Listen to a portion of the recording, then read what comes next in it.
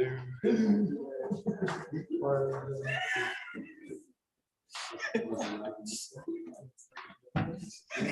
sorry to screaming. I mean, when you get lecture is such hard work. Yes.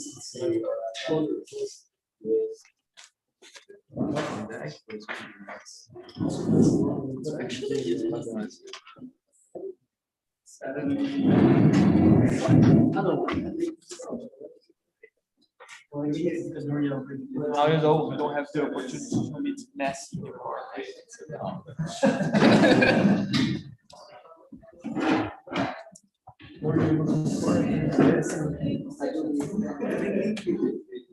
I'm close to Really? the place that town is some kinds of the place that many people go to.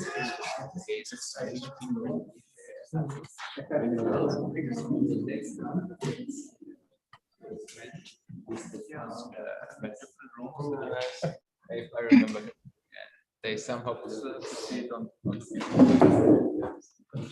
It's a bit long. I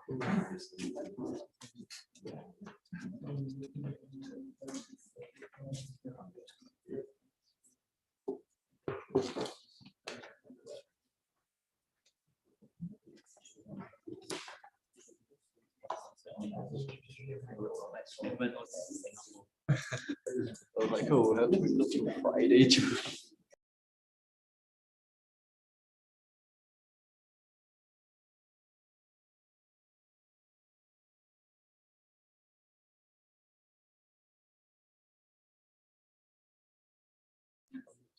So less like I mean, if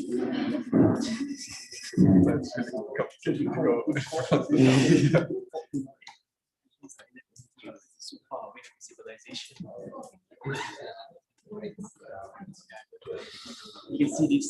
Yes, it is far away from civilization.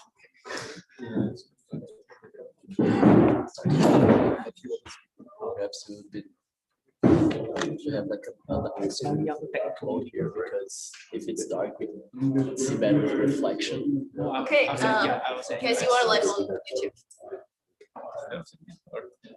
Okay.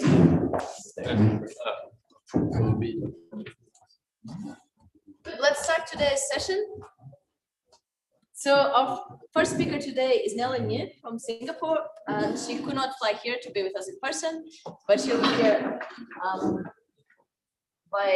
via Zoom call. And she'll talk to us about single shot quantum thermodynamics. Nelly would do the next day.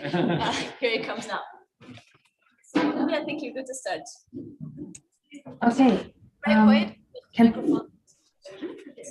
Go ahead. so just to check if people hear me well. Hello? Yes. Yes? Okay, very good. Let me get myself ready. Okay, I'm trying to get myself to be able to see you guys, but since I'm pinned, I actually see only a very small thumbnail of all of you cuddled in a very large and very spacious lecture hall. So that looks really nice. Yes, so let me get my slides right. So hi everyone. Hi to those who are in person at the school venue, and hi also to those who are online. Sorry for not being able to be here in person. I actually would have loved that very much, but I'm not actually allowed by my school to travel during this period. So just to bring venues closer, I thought I'd just show a picture of, well, outside of my office window. It's one of my favorite scenes in NTU because of the greenery and also perhaps for nostalgic reasons. I didn't thought much about it when I was taking the photo, but after a while when I was looking at this and I saw the basketball ground, and I think that it's kind of a nice analog for what it means to sometimes be single shot. sometimes you are at that moment, you have that opportunity, the ball is in your hands, and you got one shot. And the question is, will you succeed in getting the ball into the basket or not? So that was kind of an interesting thing that I thought about. Well, so let me begin. And the topic that I was given for this lecture is to talk about single shot thermodynamics. This is a word that you guys have already heard several times, I think, yesterday, in contrast to the asymptotic IID scenario. And so let's begin by a bit of a refreshing of what went on yesterday in Matteo's talk. So also before I begin, thanks to Matteo for actually laying down the groundwork for introducing resource theoretic frameworks in general, and also in particular for thermodynamics. And I trust that there was already a lot of discussion about the motivations of this framework, what are the conditions that have gone into it, and etc. So maybe let me just spell out again the main paradigm that we will see today and we will work with, which is thermal operations. So that we would say that if I have a quantum state rho s, where the Hamiltonian associated with the system SHS, we would say that this can be transformed via thermal operations into a target state rho s prime and its associated Hamiltonian HS prime, if there exist a few things. So first of all, there exists a thermal bath of fixed temperature, is the corresponding Hamiltonian. The bath, we have the power to kind of pick the bath Hamiltonian, as long as you give me the state of the bath in a fixed temperature. And we are also allowed a global unitary across system and bath, such that energy is preserved, meaning that U of SB would commute with just the total Hamiltonian of system and bath. And we say that the thermal operation, there exists a thermal operation if we have a bath and a unitary, such that when I take the system, I tensor it with the bath state, and I perform the energy preserving unitary across the entire thing. And finally, I trace out the bath. And if this brings me to a reduced state on S, which is rho prime, then I would say that we can go from rho to rho prime via thermal operations. Okay, this is the general general paradigm that we have saw yesterday, and Matteo also talked a little bit about monotones. In particular, the main monotone that we have seen is the non-equilibrium free energy. And in particular, Matteo showed us how this could be decomposed into two parts. One being the classical part that depends only on the diagonal of the quantum state, and well, the quantum part of the non-free, the equilibrium free energy, which depends on the off-diagonal elements or the coherent elements. So there was this decomposition, and I think so. When Matteo was beginning his lecture, he talked about how incomparability of states, or the fact that if states are all comparable, then there has to exist a single entropic quantity that acts like a monotone. And in fact, if you have more than one monotones, then you would see that states in general become incomparable. And maybe to add to yesterday's online discussion during the talk, is that when we are talking about comparing states, we are maybe less concerned about the specifics of the systems, like the physical properties, such as the egg and bath example. Rather, we are more concerned about the information content of the system, which is perhaps a more simplistic picture, but nevertheless is the relevant one when we think about information processing.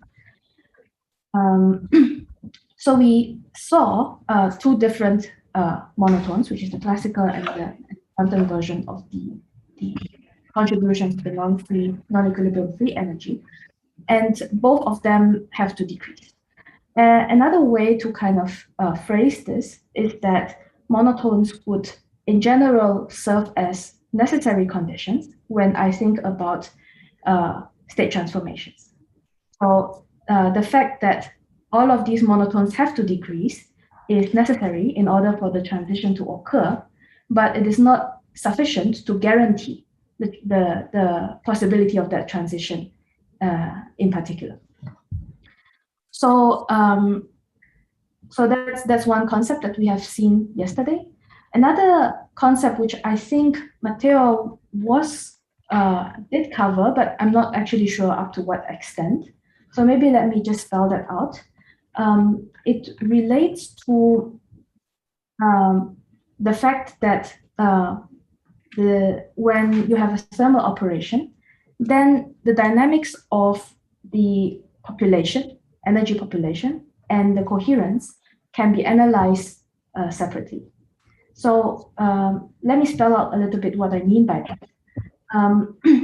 So what I mean by that is the following.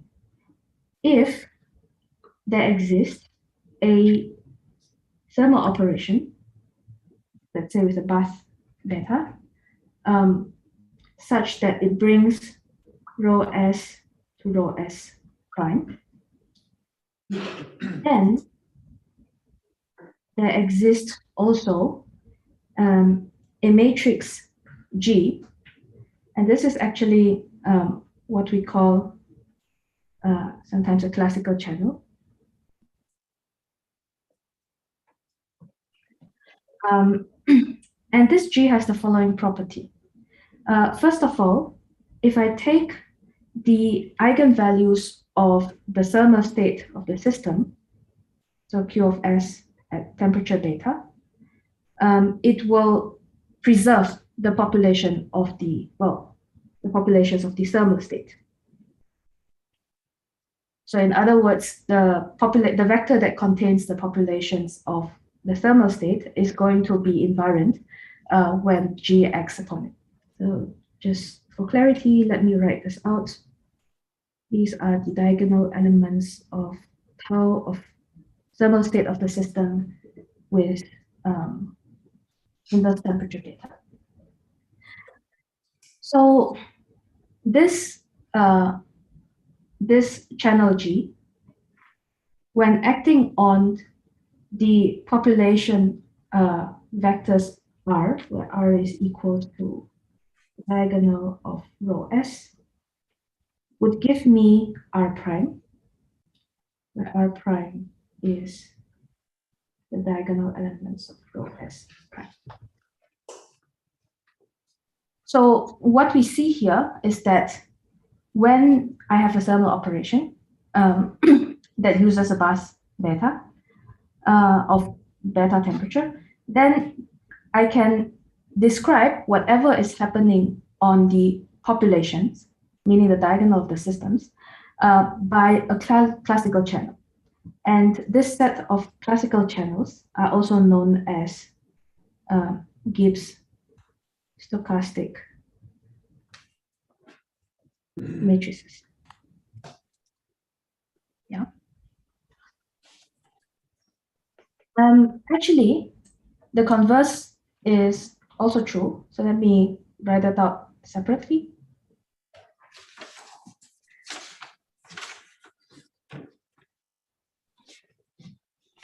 So for every G being a Gibbs stochastic matrix,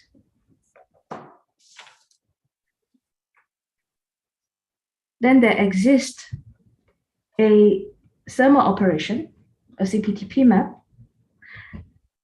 that acts on the population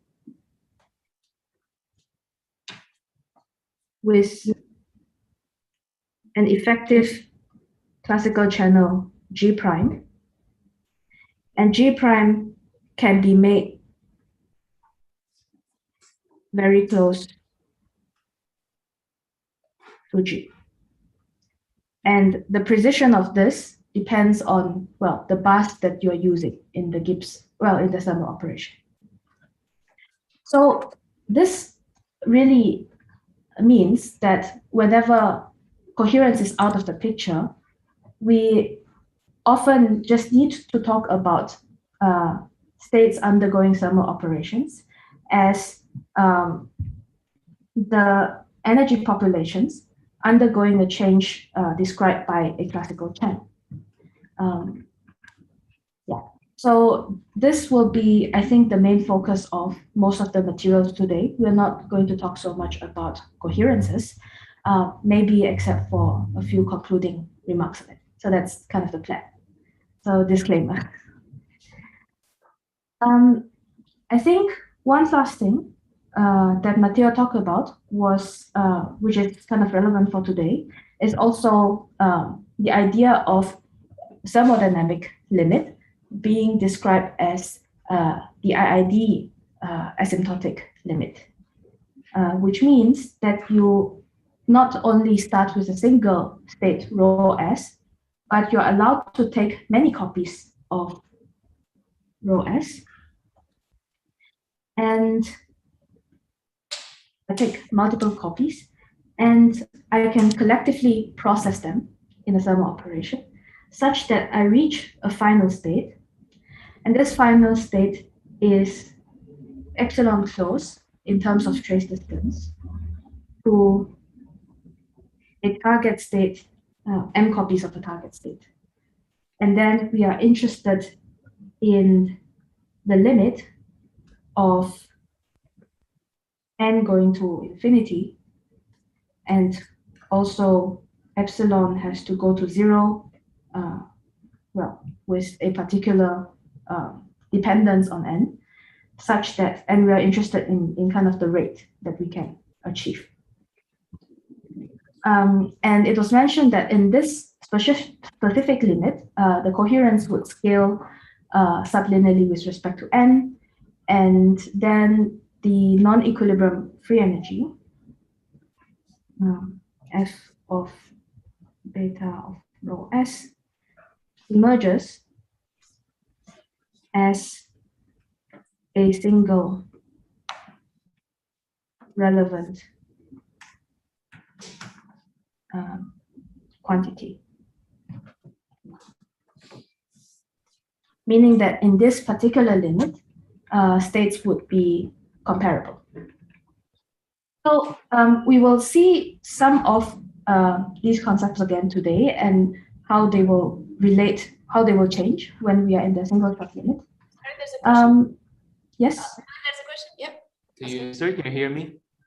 Yes. Just a small question, but for this n-symptotic limit, you need to put the n to infinite before or after the epsilon goes to 0? Just curious. Is this Yes. So I think matters? The order matters. In particular, what happens is that epsilon is usually taken to be a function of n that vanishes to 0 when n goes to infinity, and the scaling matters. So it's like 1 over n or log n or something like that. I'm not aware of the exact scaling. Yeah. Thank you. Okay. So I think I will basically build on these materials that you've seen in Matteo's talk quite a bit. And there was also some concepts from Philip's talk, which might be useful. In particular, I think we will see again the usage of Landauer's principle in this lecture, and in particular, the fact the using of a battery which basically acts like bits, pure bits, and the goal is to kind of use it to store energy, or rather information, in terms of maximizing the amount of pure bits and later using it to extract work from a heat path. So this will be one way of quantifying work that you've seen yesterday, and it will appear again today. So let me go along and maybe make a few, so let me summarize maybe the main idea of today's talk. And I mean, yesterday I've been explicitly named many times in hope of giving you more details on how a larger set of monotones come into the picture. So hopefully I live up to the hype. But since that's the expectation, so I thought I'd maybe start by giving a kind of summary of the players, the monotones, the quantities that do come in. So we've already seen the central picture of talking about state transitions in this resource theoretic setting of thermodynamics.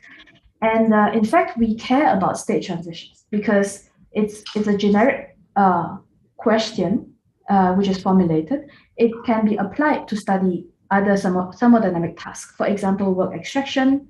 For example, cooling, which means to get a state that minimizes its average energy. So it's maybe not an overstatement to say that everything can be formulated in a language of state transitions and adapted to specific interests. And the reason why people care about all sorts of different monotones is also because we want to find out in general what is the full set of necessary and sufficient conditions that would allow a state transitions instead of just a necessary condition. So maybe just to keep that in mind, and then we move on with the rest. So one of the first players that actually come in is something called majorization, which we will define later, and we try to understand it a bit more in the talk. It's a simple relation that induces a partial order on states. It's partial because it doesn't order all states definitively. And there is an entire set of physically motivated resource theories, which include thermodynamics and entanglement theory and Gaussianity, that are actually captured by majorization or its generalization, which is why it is so important. So for thermodynamics, the general version is called the thermomajorization. And this relation reinforces Matteo's idea about resource states being incomparable in general when we are talking about thermodynamic resource theories. But they do tell us a little bit more, which is that in some cases, they are able to guarantee us the existence of a thermal operation. Yeah. So this is one of the main players. So let me go on to the next one, which the Renyi divergences. So majorization or thermomajorization by itself is actually quite a strong constraint.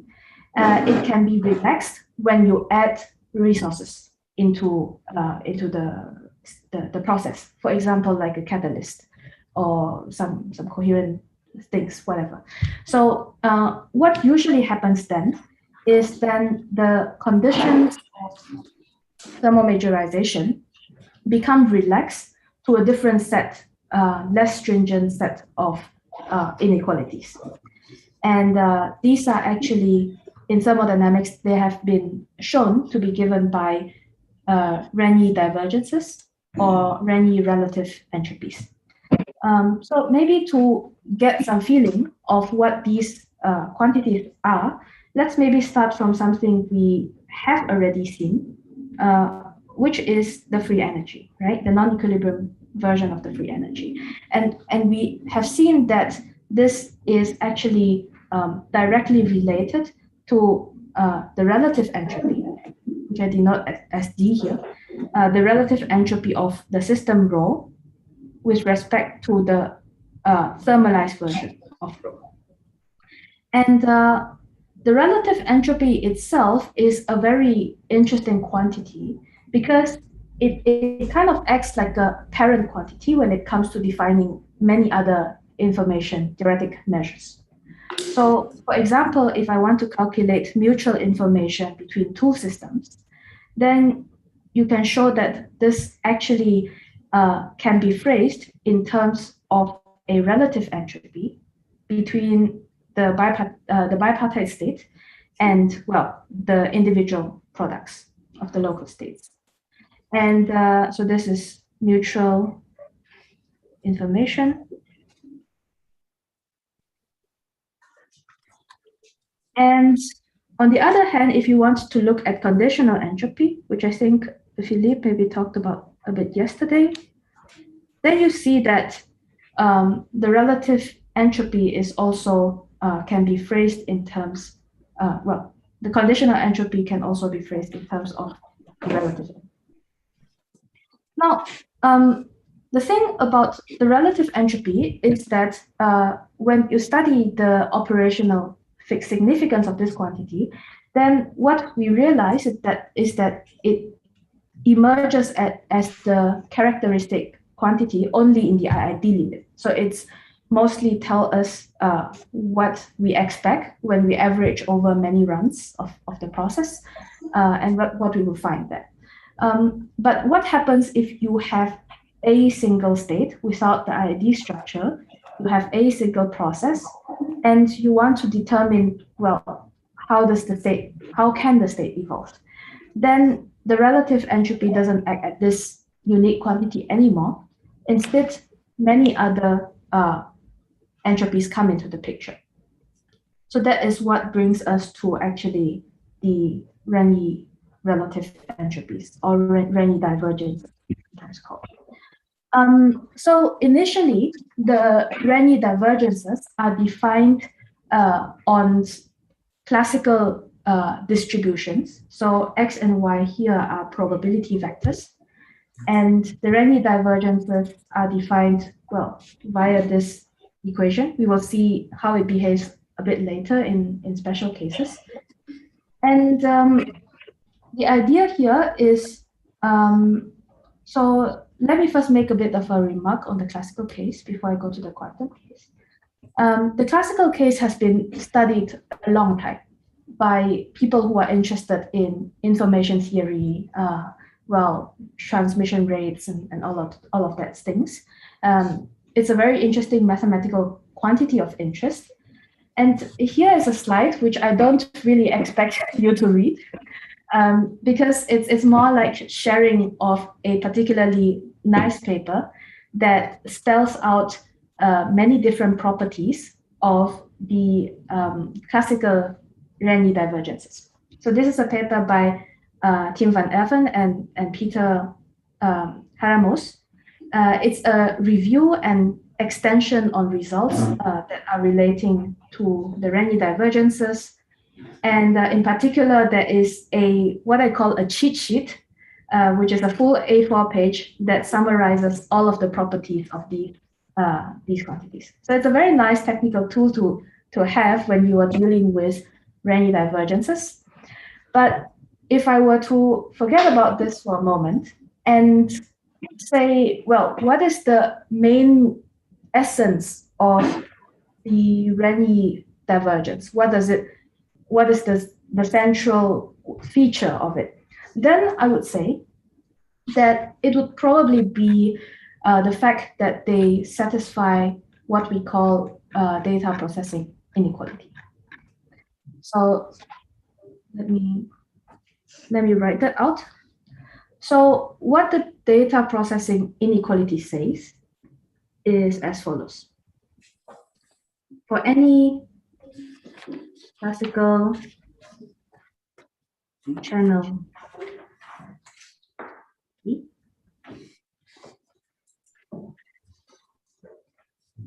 the divergence, the Renyi divergence of X and Y upon the action of the channel will only decrease.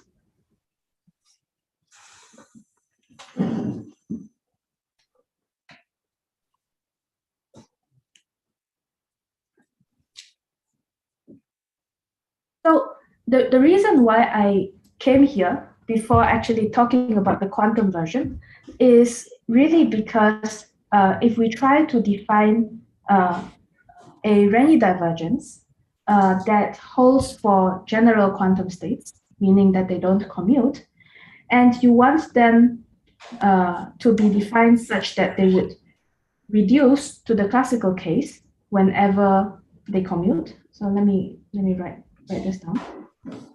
So if I were to define a quantum version of the Renyi divergence with respect to two quantum states, then I would want it to converge to the classical Renyi divergence evaluated on the spectrum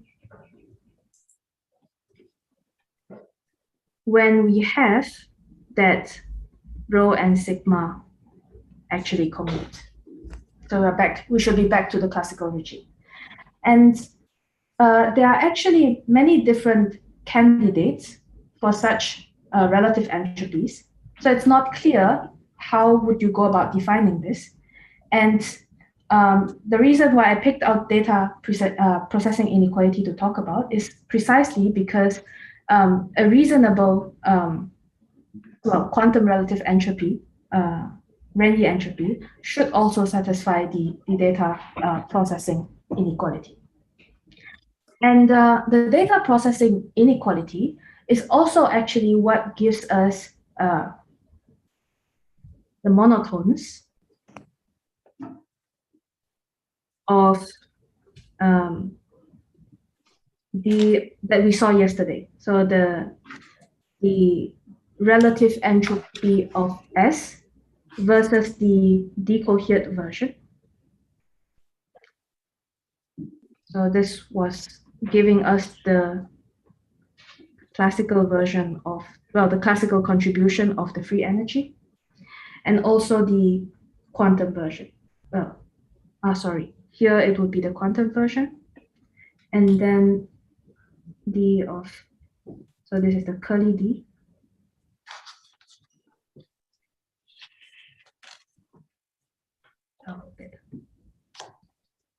This gave us the classical contribution to the non-equilibrium free energy. So the fact that both of these quantities are monotones is actually a direct result of them satisfying data processing. So questions so far on this?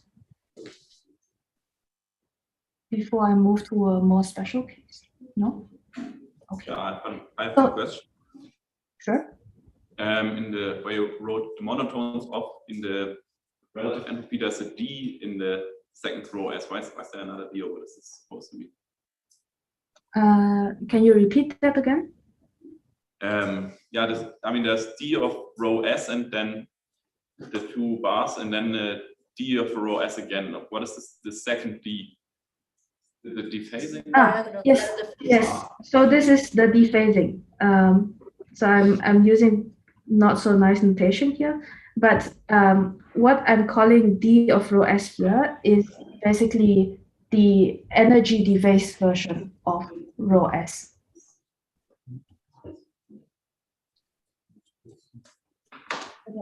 Sense?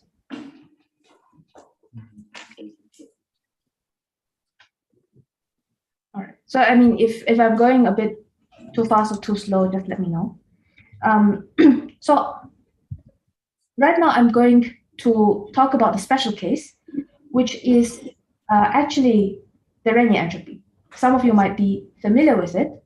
It's actually a special case of the Renyi divergences when I take the second argument here to be the maximally mixed state. And here what we see is the definition here. And of course, here there's no actually ambiguity when coming to define the quantum version, because the quantums, if I write out the d of alpha of rho with respect to a maximally mixed state, then they're always going to commute. So I actually only, the Renyi entropy would reduce to just the classical version evaluated on the eigenvalue spectrum of the quantum state. Yeah. So this is just a figure to illustrate a little bit how the alpha relative entropies behave. So maybe a few remarks about this. Let's see. So we know several properties. For example, if I look just at the positive side of this this graph, we see that it is monotonically decreasing, and in fact, we also know that for all of the R's that are positive, we have that the Renyi entropies are upper and lower bounded by the log of the dimension and 0. And the negative R regime is actually not very often used because it is, well, for very good reasons, which I am gonna omit for now. And what we see most when people study these quantities are particular limits. For example, the Shannon entropy itself emerges as the limit when you take R going to 1. And then there are a few more known as the, here, what do you call the mean entropy? This you call the max entropy. Read it back. Can you read? Sorry? Yes. Okay. Yeah. I was just checking if it was big enough. It's okay. Okay, good. All right. These are just special instances of the entire spectrum of the Renyi entropies. And just to get a little bit of better feeling for how these entropies behave, let's work out some examples. Okay. So one example of this is when I have a state that, so now I'm writing just the eigenvalue spectrum of the state, which is just a probability vector, and this is a very this is a probability vector with with very different probability values. So for example, I have a huge peak, which is given by 1/2, and I have the rest of the probability uniformly distributed throughout the rest of the different distinct values. So each of them would be like d minus 1 up to .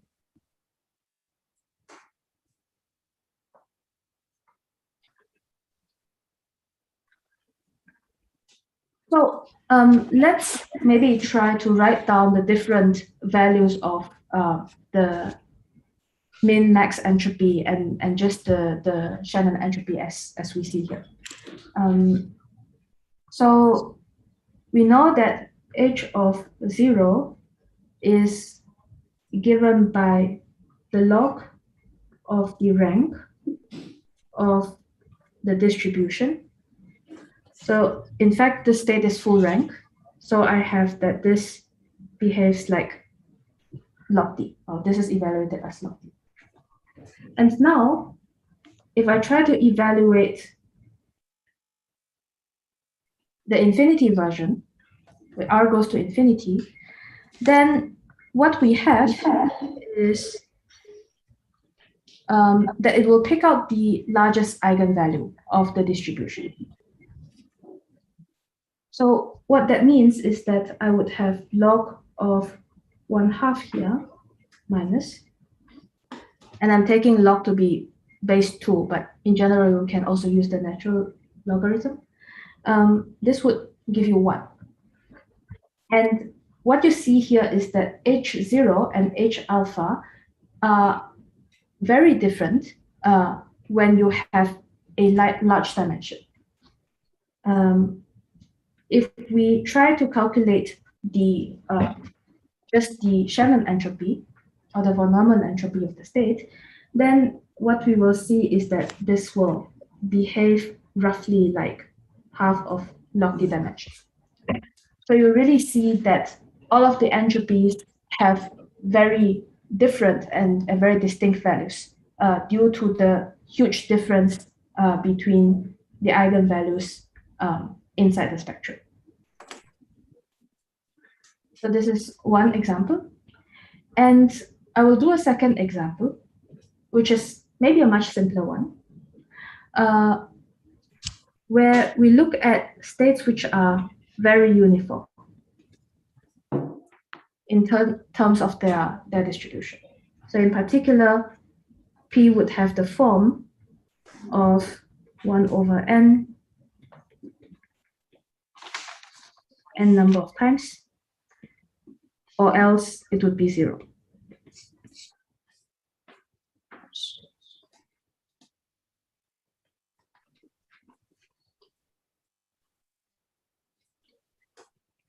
And let's try to evaluate what H alpha would be in general. So I'm going back to the equation here. Let me copy it first. Let me do R. So let's just look at the positive R region. This gives me 1 minus R log of sigma I pi to the power of R. Okay, so let's evaluate this for this uniform state, or rather known as sharp state. Such distributions are known as the sharp state. So if we try to evaluate HR for the Renyi entropy for this state, then we see a simplification where here we have 1 over n taken to the power of R, and then we are summing over n values. The zeros just drop out when you have R greater than 0. So this will give us n times 1. Well, let me write this as n minus R. And combining them, we see that you have n to the power of 1 minus R, and you take it to the front of the logarithm, it goes away. So what I see here is log n for all R greater or equal than 0. So what this tells us is that if you have a sharp state, then you have a very consistent value across all the Renyi entropies because there are no fluctuations in the distribution. And you saw yesterday 2 different types of battery models. There was the purity battery, the battery which was either pure states or maximally mixed states. And you saw the 2-level energy gap where it starts from 0, 0 to 1 in Mateo-Stock. And both of these are instances of sharp states. The distribution is very uniform, and as a result, you have all these monotones behaving in a very similar way. This is why when in resource theories we talk about work, we often use batteries of these forms of having sharp states, because all the monotones come in a very similar way. So later on, we will see catalysis. I'm sure that you guys have heard about this quite a bit, which is that, well, you have instances where the transition via thermal operations is not possible. But by adding an additional catalyst system, so usually it means that I take a catalyst state tensored in the beginning of the process, and I require that it is returned uncorrelated and exact at the very end. You relax thermal majorizations down to different sets of the Renyi divergences as monotones. And which sets of the Renyi divergence become relevant would depend a bit on the fine print on the catalyst. Okay, so with that, I think I've kind of gave an overview of the large picture of where the talk is going. So I think for now I would go into noisy operations. Noisy operations is a special case of thermal operations when I really we have a fully degenerate Hamiltonian. So the beginning and the end of the Hamiltonian is essentially going to be proportional to the identity. All states have equal energy, and we are only concerned with dealing with this energy. I mean, you might ask, why is this relevant for thermodynamics? But essentially, it gives us the underlying, the simplest version of the mathematical framework that later allows us to be generalized into the thermal operations setting. Okay, so let's talk a little bit about it before we all go off for the break. If we are in this situation of having noisy operations, then in fact, the thermal state of the system for all positive temperatures will simply be the maximally mixed state. This would be, well, the thermal state, and this would be the eigenvalue spectrum. And this is also why it's referred to often as the infinite temperature limit.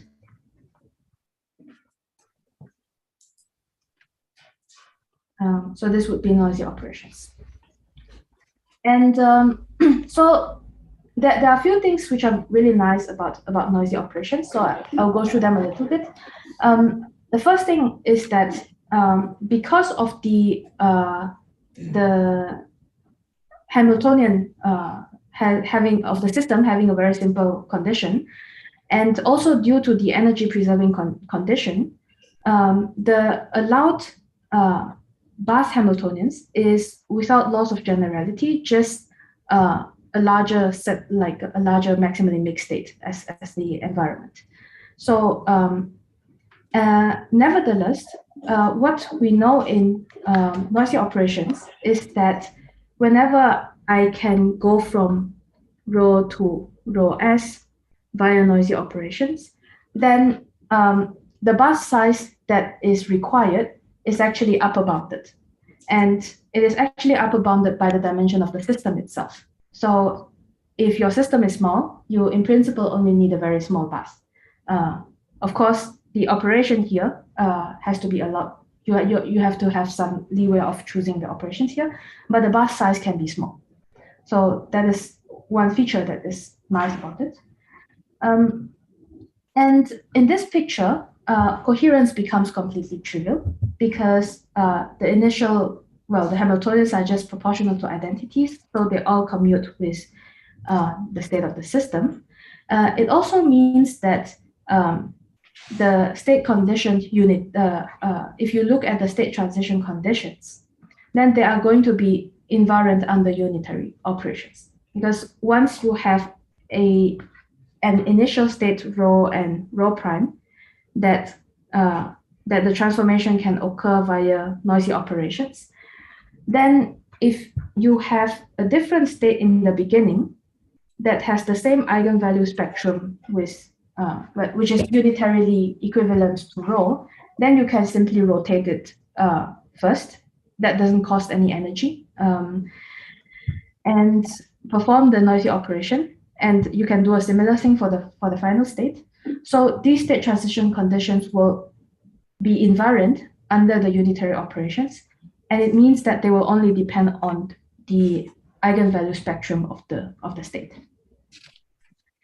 And thirdly, we talked about Gibbs stochastic matrices and how when we don't consider coherences, they are basically equivalent to talking about thermal operations.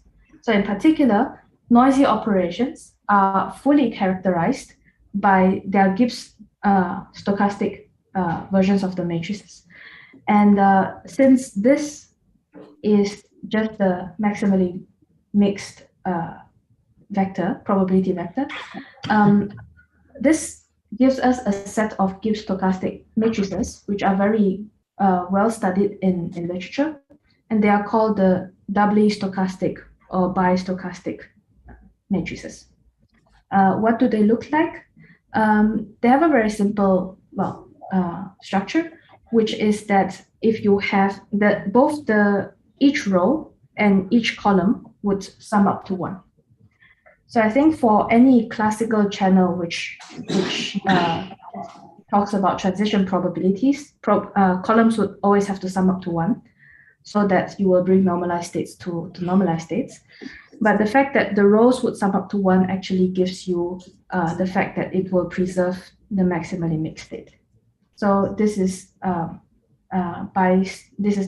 kind of feature of doubly stochastic matrices. And here then we come to majorization. So majorization is the only condition you need to check in order to guarantee the existence of a doubly stochastic matrix that acts on the eigenvalues spectrum and brings it from R to R prime, which indicates the existence of a noisy operation. Yeah? And so we're going to look a little bit into what is the definition of majorization. I'm sure that some of you might already be quite familiar with this. Nevertheless, let's go through it quickly. So if we have two vectors, R and R prime, which are, the elements are basically non-negative real numbers, we say that R majorizes R prime if we do the following. So first of all, you would take the vectors and you would order them. So you need to order them, for example, in descending order. R1 should be the first element should be larger than the second, etc. And you do the same for the second vector.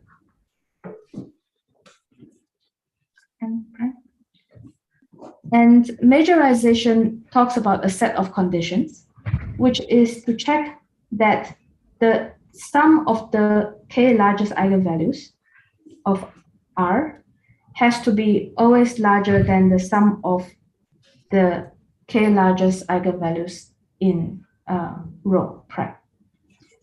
Furthermore, they will all be normalized to the same constant. For probability vectors, this would be just 1. Yes. So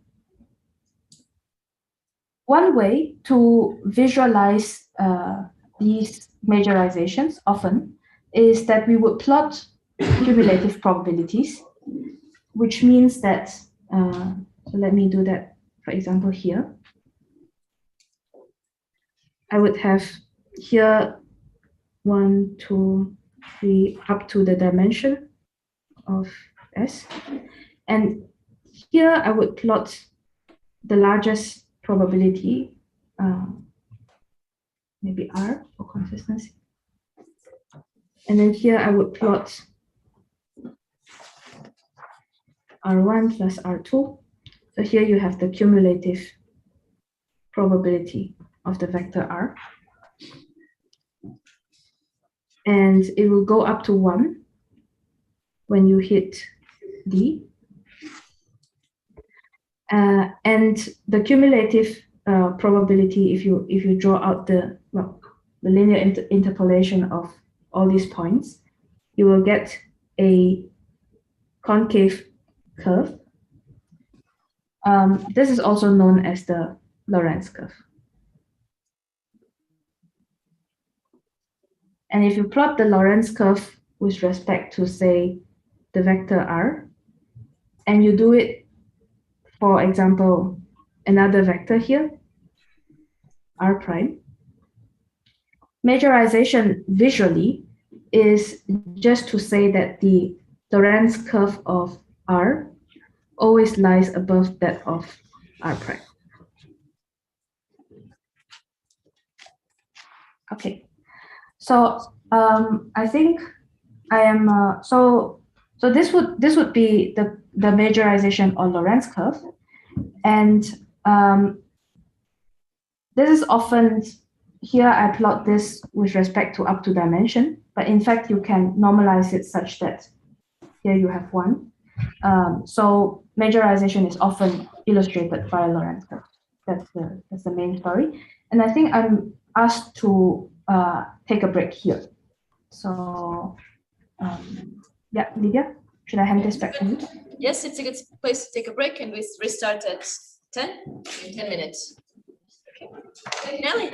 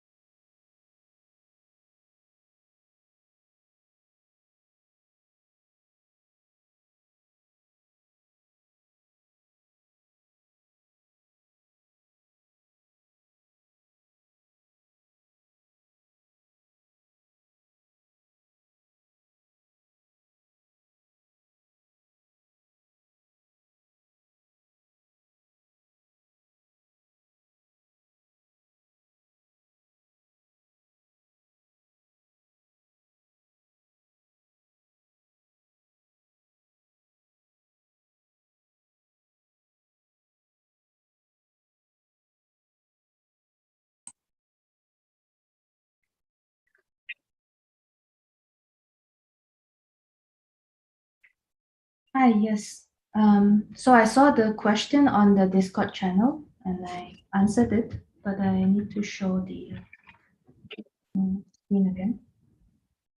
Let's do that.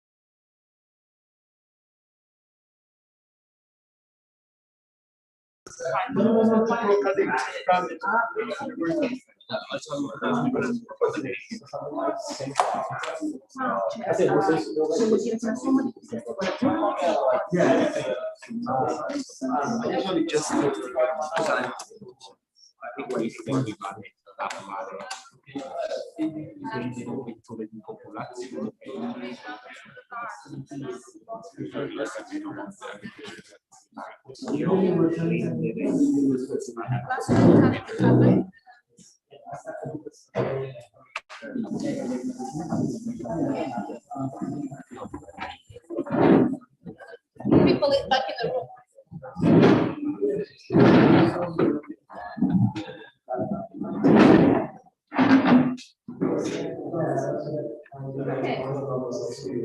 Everyone does this.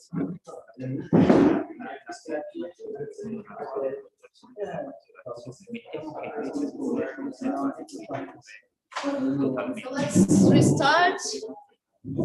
Get everyone in the room.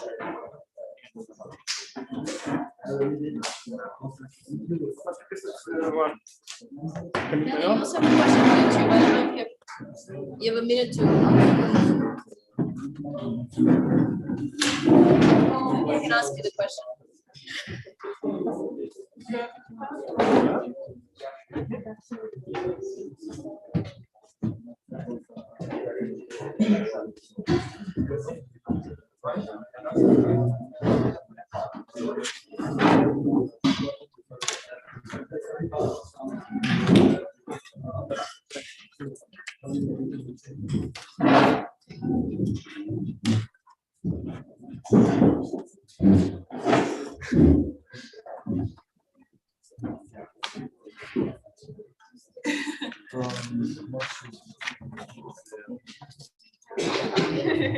They don't go.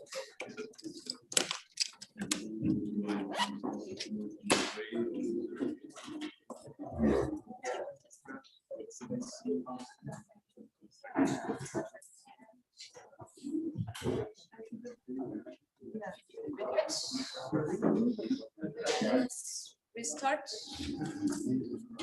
Can you hear me?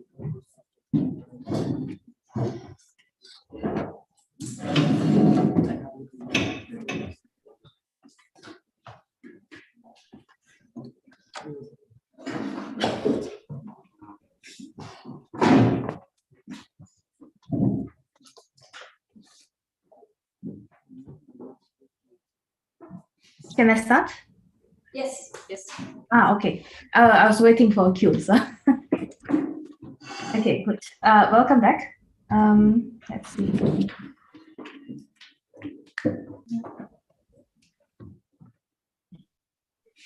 Yes. Okay, so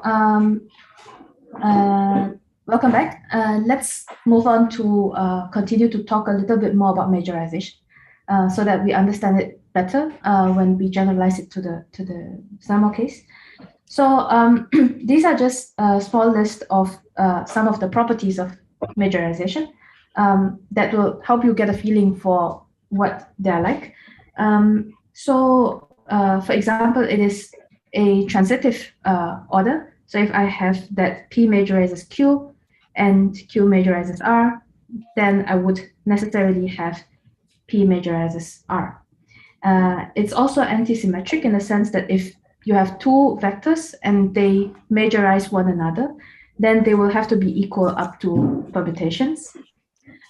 Another one, which is maybe not so obvious how to prove, is actually that they are conserved under tensor product, meaning that if you have P1 majorizes Q1 and P2 majorizes Q2, then taking the tensor product of P1 and P2, the joint thing will majorize also Q1 and Q2. It's not immediately obvious because when you take a tensor product, then you will have to reorder the eigenvalues because you remember that there was a reordering that happened. But in fact, this is something that one can prove. It is, of course, however, not true that if you have the latter, that you can go to the former. So this is not true. And maybe the last property is that we talked about Renyi entropies. And Renyi entropies are actually monotones when it comes to the partial ordering of majorization. Sometimes this property is also known as Schur concavity or convexity. But essentially that all the Renyi entropies actually have to increase whenever you have P majorizing Q.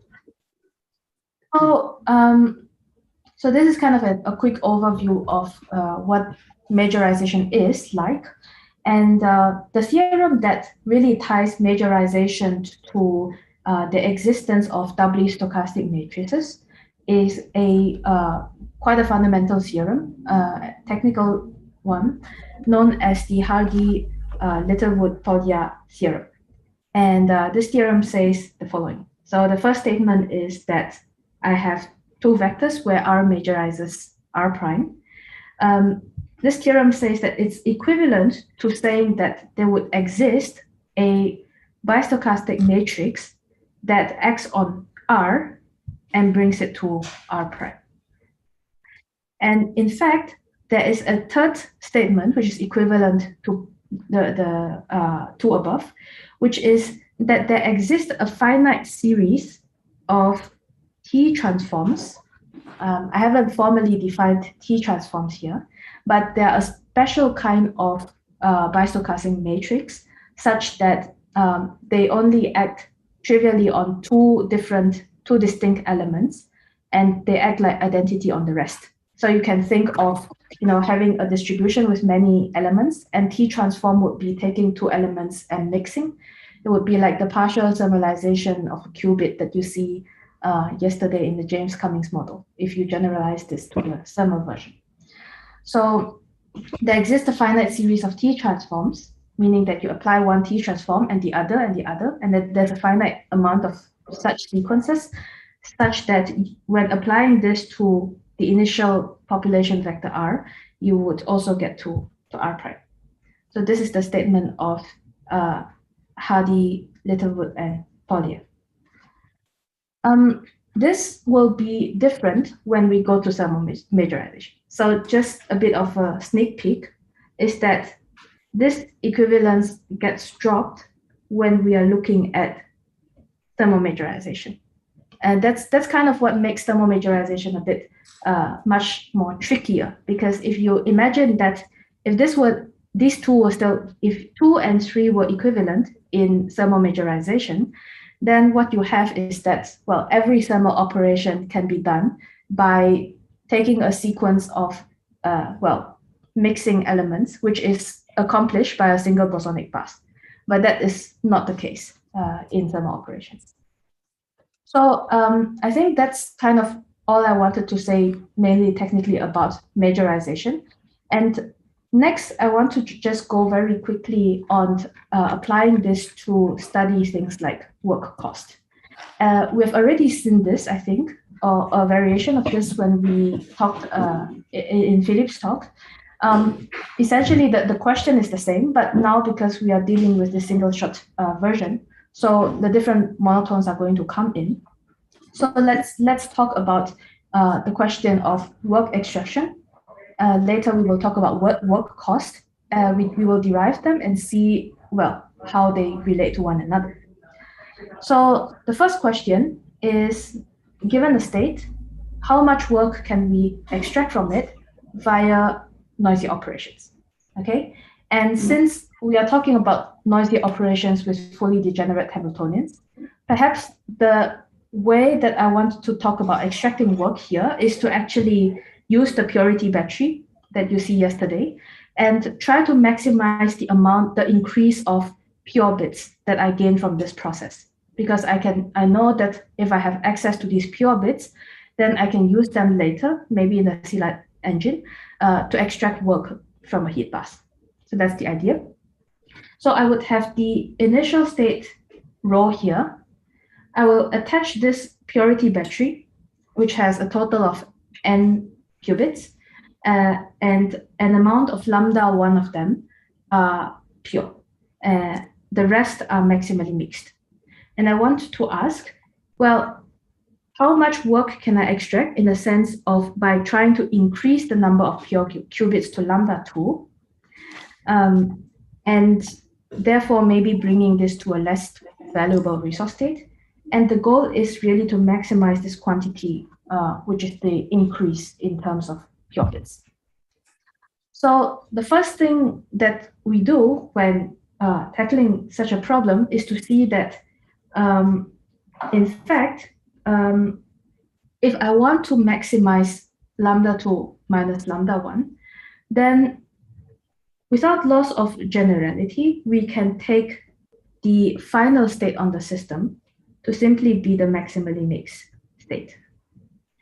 And this comes because of the transitivity of majorization, meaning that if I would have had R tensor battery initial, majorizing rho final, tensor battery final.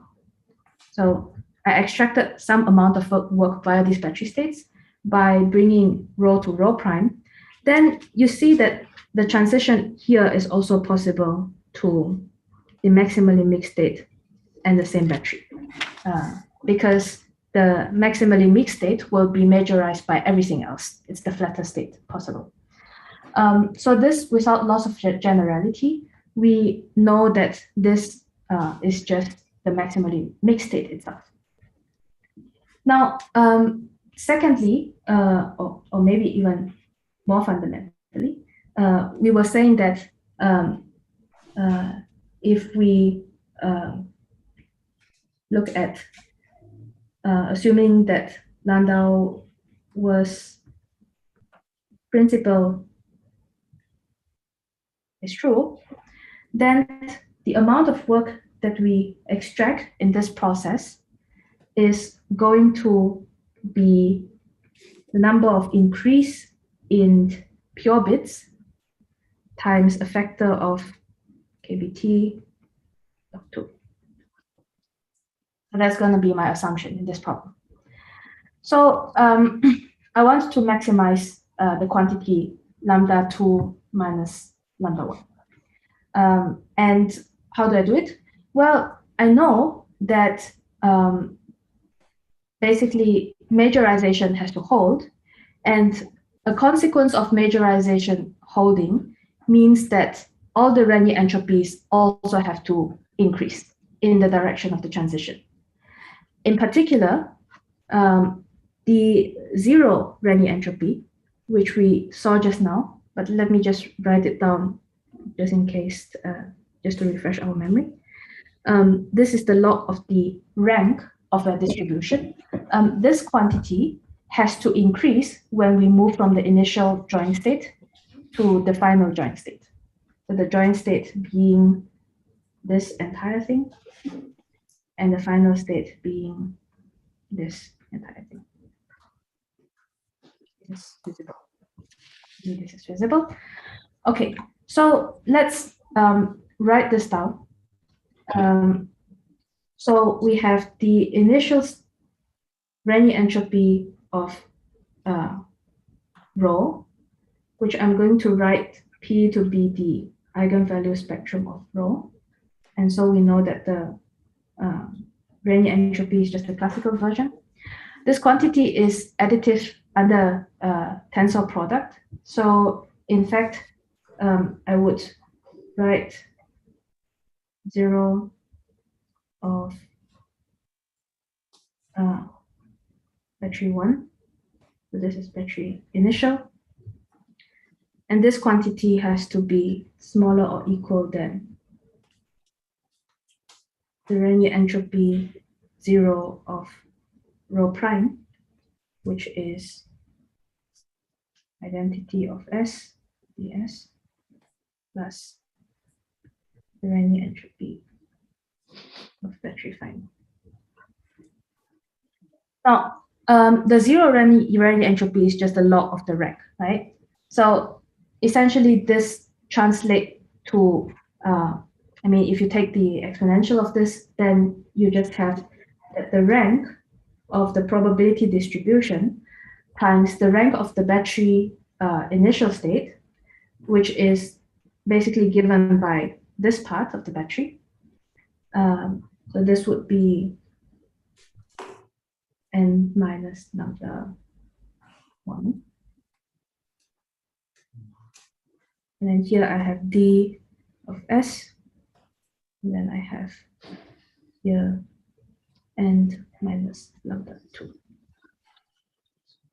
So that would be a statement on how the parameters lambda 1 and 2 have to be satisfied in order for the process to be possible via majorization. And we massage this a little bit. And what we see here is we have the log of the rank of P divided by, of P divided by D of S, taking the log, would be smaller or equal than, maybe let me not take the log first.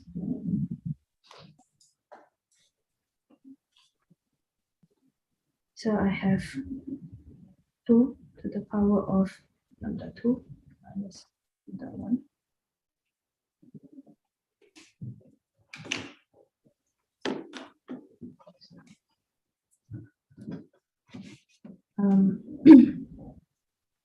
Taking the log gives me just this. I think I missed a sign somewhere.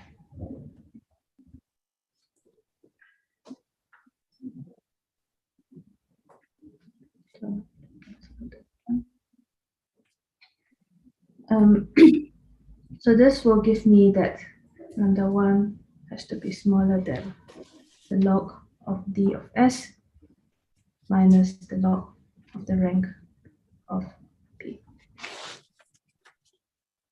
So it gives me an upper bound. So the maximum cannot never exceed this upper bound. And in fact, one can show that this is achievable.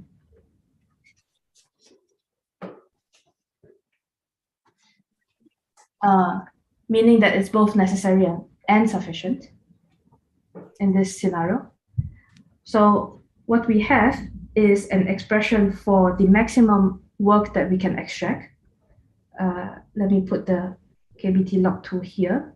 This is equivalent to log of ds minus log of rank, the distribution. So it's a quantity that depends on rank. Okay. And a very similar calculation is done when you have considered the reverse process. So meaning that I start off with a free state, which is the maximum limit state, and I want to ask, well, how many pure bits do I need to consume in this process in order to create a state rho via noisy operations? So that's the reverse question. You would need to exhaust some pure bits in this problem. And the goal is, of course, to minimize the amount of pure bits that you exhaust. So I think I will leave this as House of Gabor. And just to pick up the pace a little bit. And maybe people can verify that if you calculate the work cost for this will give me log of the dimension of the system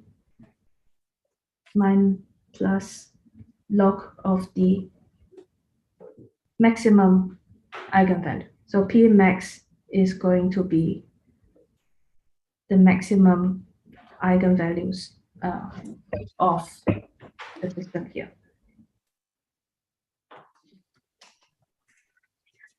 And this quantity is in general larger or equal than the work extraction here. So what we would get after analyzing these two scenarios is that the work cost for preparing a state is in general larger or equal than the amount of work that I can extract by fully thermalizing the state in terms of noisy operations. And in general, also the inequality is actually strict. Equality is achieved only for sharp states. And sharp states are a measure 0 in the whole state space. So what we see here is a gap between the extractable work from a process versus the work cost. And this gap is sometimes also called or referred to as the irreversibility due to finite size effects when it comes to single shot resource theoretic thermodynamics. Okay. Okay, so we've talked quite a bit already about majorization and how Renyi entropies are monotones. And in fact, we have this picture here, which tells you, so if I give you a state rho, then there is a set of states which are majorized by rho, but there are also a larger set of states where the Renyi entropies are all increasing, and this is strictly larger. What happens, interestingly, is if you allow for a catalyst, then you relax majorization into different subsets of Renyi entropies. In other sense, Renyi entropies become necessary and sufficient. They replace majorization in terms of characterizing state transitions. I'm not writing here which of the Renyi entropies, because this actually depends highly on the catalyst, which we will see in a moment. But let's talk about also the even larger set of states, which are just, well, not all the Renyi entropies are increasing, but the von Neumann entropy is actually increasing. And we can also go from here to here. And this is achieved really by taking the IID limit, which you have seen yesterday. Sorry, question. So what we're seeing here in this diagram, so every point should be a candidate for rho prime. Is that it? Yes. Yes. Okay. Yes. Right. And so the nice thing about actually studying the Renyi entropies instead of maybe majorization or just the von Neumann entropy is because of its well, it's not assuming any specific structure such as identical IID limit. So IID limit is a special case that can be taken when you have the single shot conditions, which are these Renyi entropies. And not only you can recover the IID statement about just the von Neumann entropy, because these entropies will all converge when you take epsilon. It will all converge back to just the usual entropy, but also for the single shot statement,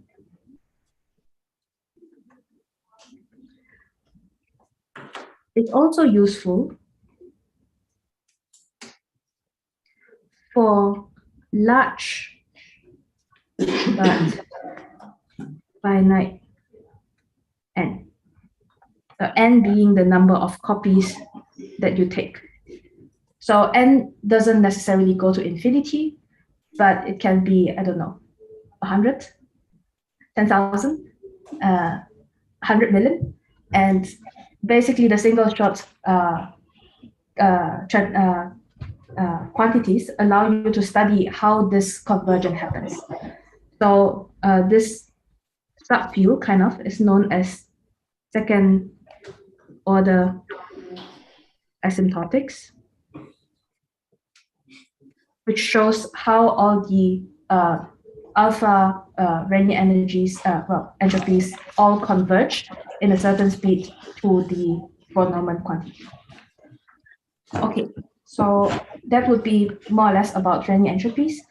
And I would maybe say one more thing about majorization order, which is we know how majorization behaves optimally when I relax to not only a particular state, but I want to characterize a set of states which are very close to the original state, very close in terms of trace distance. Yeah, so this is usually known as the epsilon neighborhood. And this is something known, which is that if I give you any state and I give you any, parameter epsilon, which tells you the set of states that lie on this ball, then I can construct two unique states, which I call rho steep and rho flat. And these states have the property. Any state, if I pick any point here in the epsilon ball, then rho prime, then the steep state will always majorize the rho prime state, and in turn, rho prime will always majorize the flat state. So we have a way to construct these steep and flat states that behave optimally in terms of majorization conditions. Why is this useful? It's useful whenever we want to systematically study approximate state transitions, because what you can imagine is that, let's say you have an initial state rho that actually, if you check majorization, it does not allow you to go to rho prime. But in fact, it might be because rho prime has some very pathological features, like, for example, very small eigenvalues, many of them. Once you allow for a certain smoothing, it might be possible that, so maybe blue instead, that this transition to the flat state is actually possible for maybe very small values of error. So identifying the steep and the flat states actually help us when we want to study the smallest amount of error that we can achieve in a transition. Okay, I'm coming to catalytic operations, which have been studied really quite extensively in the past few years, and this is the kind of most general formulation of the question that I know of so far, meaning that I would have an initial catalyst state that is tensored. It's maybe sometimes allowed to be correlated with the system, but you have that the reduced state of the catalyst has to be returned exactly, or maybe allowing some errors, and the final state transition is possible. So there has been a lot of fine print when it comes to catalytic operations, and I must say that it's not super well understood yet. I mean, I think there is considerable progress, but still there are many open questions here. So these are maybe some of the points that I wanted to highlight when what kind of scenarios would make a difference when it comes to characterizing state transitions with the catalysis. So for example, whether you allow infinite dimensional catalysts or not matters a great deal. And sometimes many of the conditions can be dropped as well when you allow for what you call a noisy qubit catalyst. This includes taking one single qubit as a catalyst, borrowing it when it is completely pure, and returning it in arbitrarily small but non-zero error. So this is a notion that has helped us to stabilize some of the state transition conditions that we've studied. Then there is, for example, well, can we relax these conditions further to say that, well, can I have very small errors on the system allowed, or very small errors on the catalyst allowed? So these are different variations of the problem that have been studied. And maybe one of the more recent one is whether the catalyst should be allowed to be correlated with the system. And so obviously there's a lot to be said about all these different nuances and regimes. This is kind of a summary of that, of the main variations that people have studied before. The strictest one, often known as trumping conditions or catalytic majorization. These are the words that you will find in literature. It's strictest in the sense that it doesn't allow for many of the small generalizations, such as using a noisy qubit, having small errors on the system, correlations, etc. So these catalytic majorization conditions are actually quite stringent and sensitive. Nevertheless, you can show that all of the Renyi entropies still remain as monotones, and in fact, they become necessary and sufficient monotones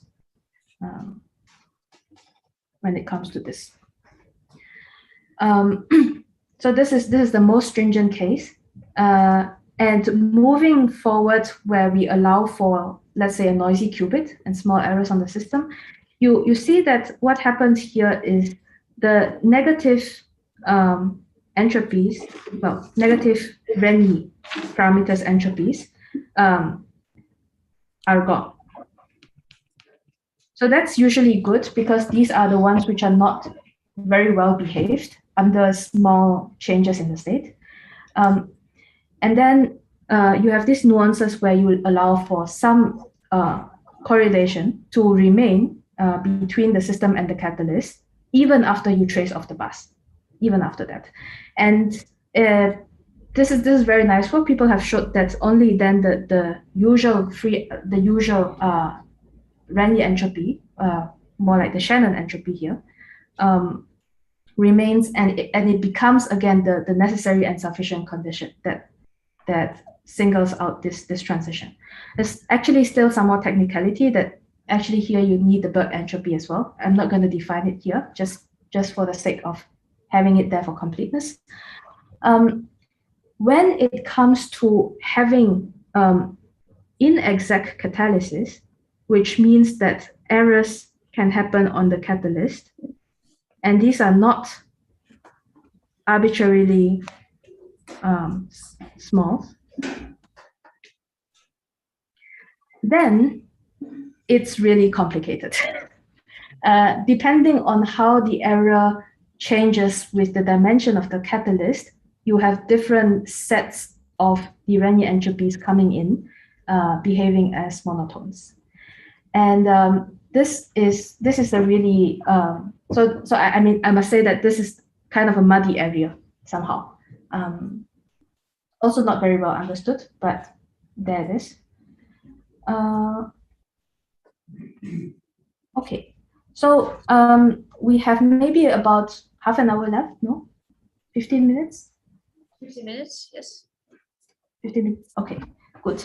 So, I mean, it's like I've talked about majorization, noisy operations, and they seemed to not have direct connection with thermodynamics.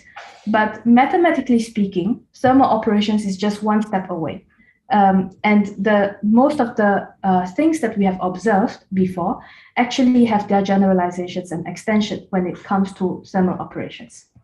So let's begin and talk a little bit now about thermal majorization or thermal operations.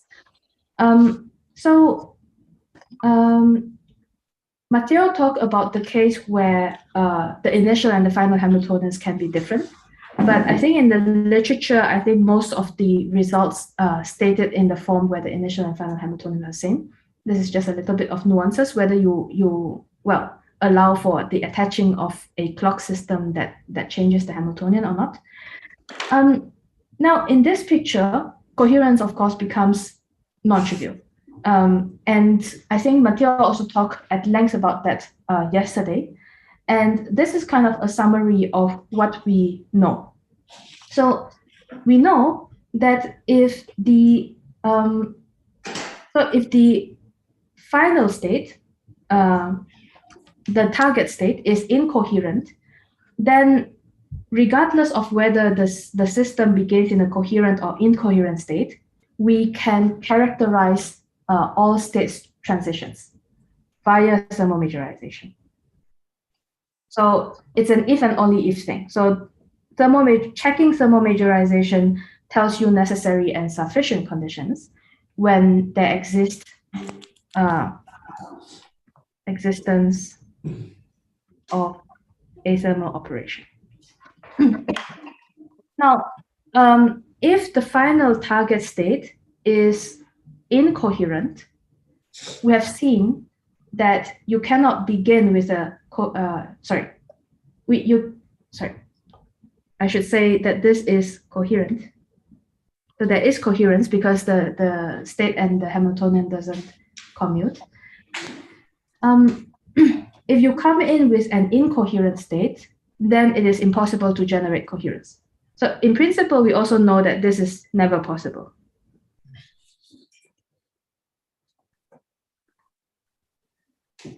Yeah. Nevertheless, the only kind of region that we don't have the full handle on is this region, where the states coming in are coherent and the final state is also coherent. There's not a very clean way to characterize necessary and sufficient conditions for state transitions to occur. So we have to live with this for now. Hopefully, at some point, it gets fleshed out. But then let's work on what we have, which is thermal majorization. As we see, as I've said, thermal majorization actually gives us the necessary and sufficient conditions for the existence of a thermal operation that induces a transformation. So you only need to check thermal majorization, and then you know whether it's possible. Well, would there exist a thermal operation or not? What does it look like? It looks like this. So I'm laying out the definition here. And it actually is very, very similar to majorization with a few different essential features. These essential features are induced by, naturally, the Hamiltonian that comes in. So let me go through the description of how to define these thermal majorization curves, and we would just go through the rest.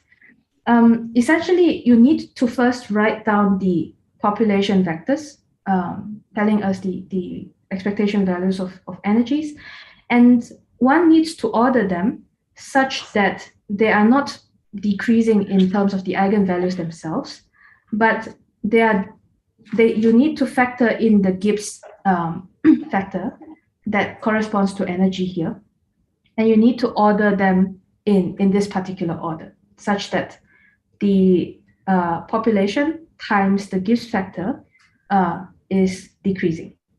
So this is better known as beta ordering of population vectors. And this gives you a series of points, just like in majorization, which are cumulative probabilities. And you can draw them out again in something that looks like a Lorentz curve. So on this end, we have the Gibbs factors. One, summing up to, of course, the partition function, because that's just definition of the partition function. And you have here, again, the cumulative probabilities that sum up to 1. So the state will reach this point in the curve. And because of this ordering that we have done, you will see that this curve is going to be, well, piecewise linear, and it's going to be concave. So meaning that it will look something like this.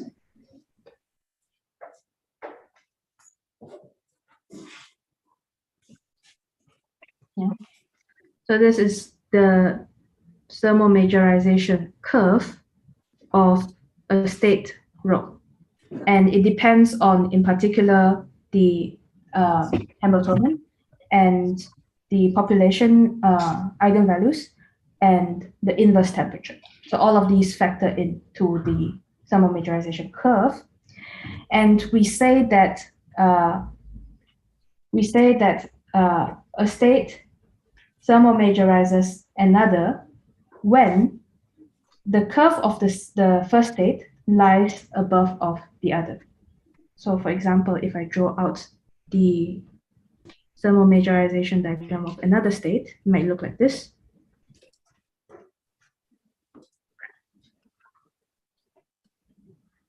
And note that the points here can occur at different kings, unlike majorization, because the kings here actually depend on the beta ordering. So if you have two states where the beta ordering is different, then the location of these kings are actually different. Okay. So that's the definition of thermal majorization. And here again, I'm showing, well, so again, like majorization, you can normalize this curve such that here you have up to 1.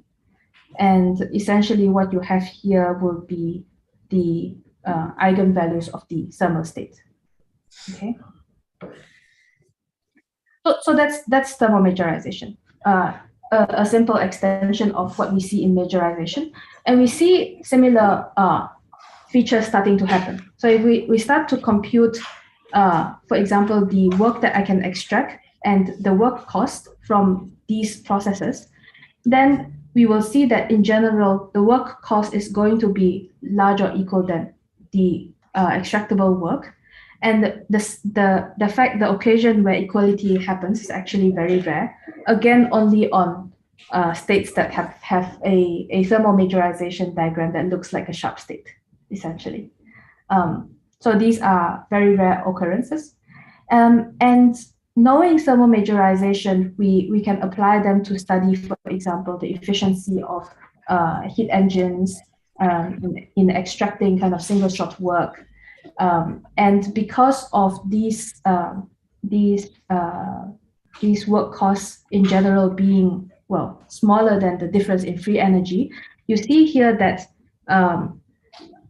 so these works were used to study, for example, whether we can achieve Carnot efficiency. And the answer is kind of somewhat, but under only some conditions. So it's not universal anymore in some sense. And this really happens only because we want to find, well, single shot work, which is free of fluctuations. Okay, a few more features about thermal operations, which I've actually already mentioned before. We saw that in majorization, there was this nice relation that majorization implies the existence of a bistochastic matrix. And also, in particular, by applying sequences of two-level stochastic matrices, you can achieve the state transition. This is, however, not true in the general picture of thermal majorization and thermal operations. And this is why, if you think about, well, can I reduce thermal operations to a more simple set of bars, for example, a set of bosonic bars with a set of fixed different frequencies. This is in general no longer true. And in fact, the bus size is also shown to be arbitrarily large for general state transitions. So a lot of the things that we saw in majorization become more difficult in some sense. But you still have some of the main features which are there. For example, before that, we saw that the Renyi entropies came in as necessary monotones, sometimes sufficient. Here you have the divergence. It's a simple generalization. In fact, noisy operations is just a special case of the thermal operations. So everything that you see here, meaning that here, to get a catalyst, you can actually come to this regime. And to take the IID limit, you can also come to this regime, where the relative entropy here, well, again, non-equilibrium free energy. And here you have general free energies.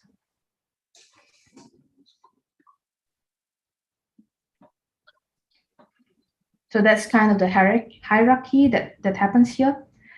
The existence of steepest and flattest states also have their thermal majorization equivalent.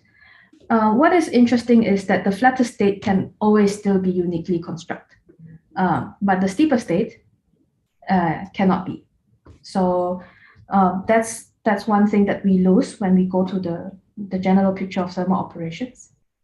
And catalytic operations are more or less quite similar. I think catalytic thermal operations, in the sense of constructing particular catalysts in an efficient way, is not very well studied. Like most of the examples that we do have actually are in the picture in the special case of majorization.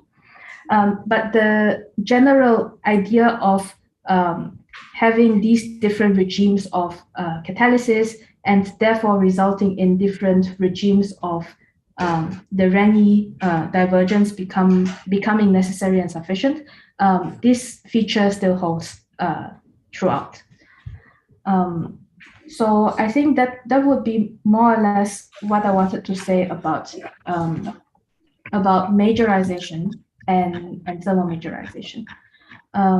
And so I think this is maybe a good time, because it's near the end, for me to talk about what I did not mention at all, which is coherence. So there is perhaps a lot of work still ongoing in the situation of dealing with coherence, because we don't know as much as we like to. In fact, one of the things that we have found is that if we, instead of considering thermal operations, so instead of thermal operations, if we consider just the bottom line Gibbs preserving channels,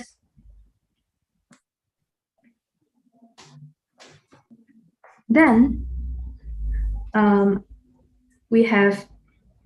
what we have is a quantum version of thermal majorization that gives necessary and sufficient conditions for the existence of GP channels. This is not studied so far more, because I think the main question that usually pops out is, well, how do we give a physical motivation for an arbitrary Gibbs preserving channel? I mean, if you think about thermal operations, it's the physical motivation is more or less clear. The rules of the games are clear. You bring in the thermal state, you have an energy preserving unitary across, you trace out. But a Gibbs preserving channel, I mean, how is it in general produced? There's no like clear answer to that. Another aspect of coherence that has been studied quite recently is the fact the using of catalysts that have some coherence.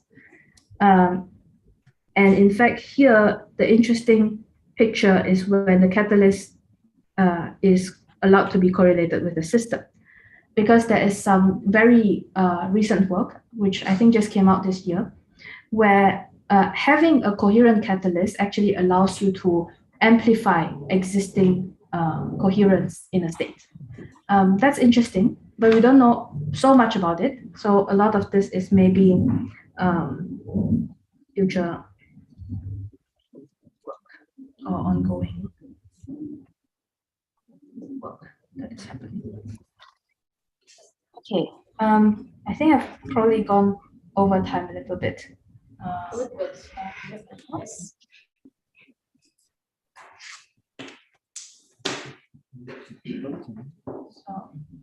maybe I will stop here.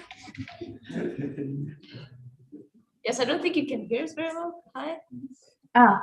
Yes. Yes, I can hear you. It's a good place to stop. There was a question I sent you on Zoom. Yes, bulk entropy. So the bulk entropy is not a particular, well, I can write down what it is and tell you a little bit about it. This is summing over the log of 1 over pi, given t. So it's positive because all of these terms will be positive. In general, if you have very small eigenvalues, this will diverge. It is not a particular Renyi entropy, but in fact, I think it is, you can show that the bulk entropy is actually, I think this was something like 1 minus alpha over alpha of the Renyi entropy, taking the limit where alpha goes to 0. So it's a particular limit of the Renyi entropy times a function that depends on alpha or r that we have seen here. And it tells you, it behaves quite sensitively whenever you have very small eigenvalues. And this is one of the conditions that has popped up in single-shot thermodynamics quite a bit. Yeah. There are more questions here? Yes? Yes. I always have a problem with thermal operations and this relation and this inequality that you get for state transformation. You usually don't consider what really happens. I mean, by this, I mean, we never take into account turning on and off the interaction between the system and the thermal bath. This may ruin, maybe if you take this to account, these inequalities and relations that we derive for state transformation, they may not be valid anymore. And this may become worse when it comes to adding a catalyst. Okay, when we are adding a catalyst, you just say, okay, I trace it out after the process happens, and we say, okay, that's it. But in reality, if I add a catalyst, maybe when I turn on the interaction and turn it off, it may not be that easy. Okay? Even it may make the situation worse. Maybe I cannot never get the desired state. Yes. Okay, let's let Nelly answer. Sorry? Yeah. Did you hear? Oh, okay. Yeah. Yes, I did hear the question. Yeah. So of course it's a valid question or concern, and maybe my response to this would be more like I treat resource theories as more like a fundamental, like bottom line description of what we can do, assuming very generic things like energy conservation and thermal bars. When you have more specific nuances, for example, turning on an interaction which might cost energy or things like that, then it's actually not so easy to say something which is general. Like all of the things that we have said here, we never made any real assumptions about what the Hamiltonian should look like or the state should look like, etc. We stated all of these things for general Hamiltonians. And if we want to consider specific types of interactions which may not be in this, well, which may, for example, induce additional imperfections. And I think this has to be taken into account depending on the specifics of each different system, because all systems can behave a little bit differently. And I mean, the spirit of thermodynamics in the beginning was also maybe to try to say something more universal, something that holds in a very general case, whereas the specifics can be also studied maybe separately as special case studies. So I'm not saying that resource theory solves everything. I'm saying that it is a fundamental framework to kind of highlight what are the bottom lines of things that can be achieved if you are happy to work with certain assumptions. I think that would maybe be my response. You go into more realistic frameworks. Yes. Yeah. Hello, can you hear me? Yes. Yeah. Thank you for the nice talk. So I think everything we have learned, I think works for this discrete quantum system. Do we know anything about continuous variable region? Good question. I mean, in fact, for continuous variables, there are maybe 2 or 3 papers that I know of which have taken thermal operations and basically extend them to consider Gaussian continuous variable type of systems. So there is some work which is done in that area. But also that I think this is an area which is which welcomes further work as well. I think someone is presenting also a poster which relates to a catalyst in the Gaussian regime in this summer school. So definitely there are people working in this direction. It will probably be very nice to talk to them. Yeah. That's her. Okay. I mean, you need to sort of interact then. Or I need to talk to you about this because I'm actually pretty interested in what have like everything characterizing the full Gaussian setting. Thank you. Nice. Maybe. Yes. There's one more. Are there any? Okay. So hello. Yes. Can you explain to me if there's any physical reason for choosing Renyi entropies apart from the mathematical properties? Because there are other generalizations of entropies in the relative entropies, which from my understanding obey the same properties as the Renyi entropies and could also be used in a thermodynamic setting. True. I would say that these Renyi or maybe F divergences and different families of general entropies actually relate to one another. There have been different approaches, maybe historically, that have been used to study these general entropies, and each of them have found some application in thermodynamics.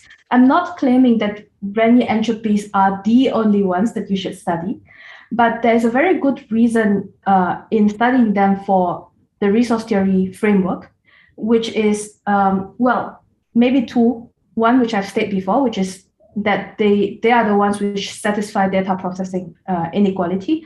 And I think there's actually a very nice paper on this, which is relating to an axiomatic approach to quantifying Renyi divergences. So I think this is a paper by,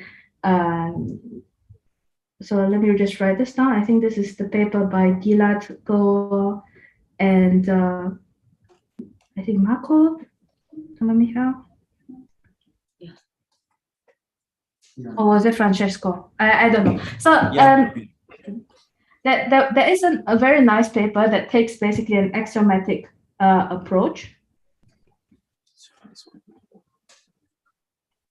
to identifying Renyi divergences. So essentially what they do here is they identify a handful of very central properties like additivity under tensor product, continuity, and I think just data processing. And all of these, I think the information theorists care a lot about data processing. I think it's hard to overstate how much they care about it. And what was shown in this paper is that this set of axioms, which including DPI plus some well-behaved properties, actually singles out the range of Renyi entropies from Renyi divergences from 0 to infinity. So any function that would satisfy those axioms would have to lie in the range of d0 up to d infinity. So it kind of identifies Renyi entropies as something special that is attached to these axioms. That's one. And as I said, I mean, when we were going through the derivations of necessary and sufficient conditions, the Renyi divergences are the ones that pop out as the necessary and sufficient conditions. I mean, maybe we can also prove that for, I don't know, the other types of the entropic quantities. I'm not sure if that's possible. It might be fun to do that. Okay. We go for coffee break, and we will thank Nelly, and we will start 2 minutes like so at 25 plus. So, if I may say just one last thing, in case, hopefully you guys are not bored of hearing me talking for 2 hours, but so maybe one last line of advertisement, which is now I'm in Singapore and I'm starting my own group. So we actually have positions for PhD students and postdocs. So please write to me if you're interested, and we can talk about potentially working together here in Singapore. And I'm leaving my email here just in case. You can also write it on the Discord server so people can find it. Indeed. You also have my Discord. So okay, I think that's it for now. Thanks very much for listening, and see you guys online.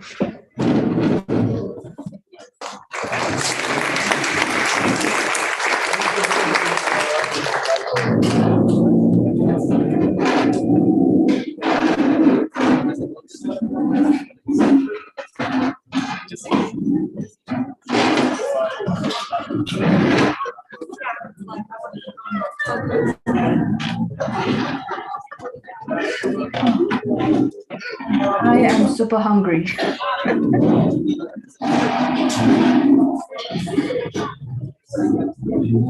Thank you, Lydia, for the invitation, by the way.